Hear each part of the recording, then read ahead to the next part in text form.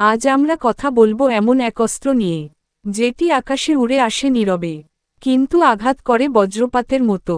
এর নাম cruise missile.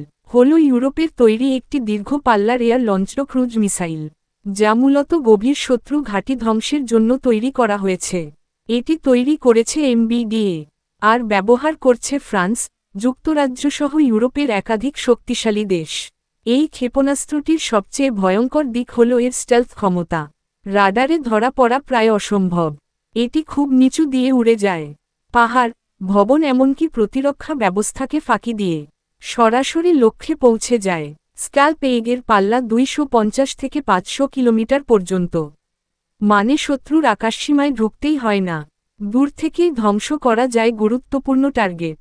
এই মিসাইলে ব্যবহৃত হয়েছে এনস, জিপিএস এবং টেরেন রেফারেন্স ন্যাভিগেশন সিস্টেম, যা একে দেয় প্রায় সার্জিক্যাল স্ট্রাইকের মতো নিখুঁত আঘাতের ক্ষমতা। টার্গেট বদলালেও এটি নিজেই পথ ঠিক করে নিতে পারে।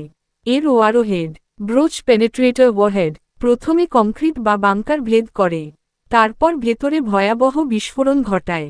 এ কারণে এটি বাংকার, এয়ারবেস, কমান্ড সেন্টার ও গোপন ঘাঁটি ধ্বংসে মারাত্মক কার্যকর। বহন করতে পারে রাফেল, মিরাজ 2000, ইউরোফাইটার টাইফোনের মতো আধুনিক যুদ্ধবিমান।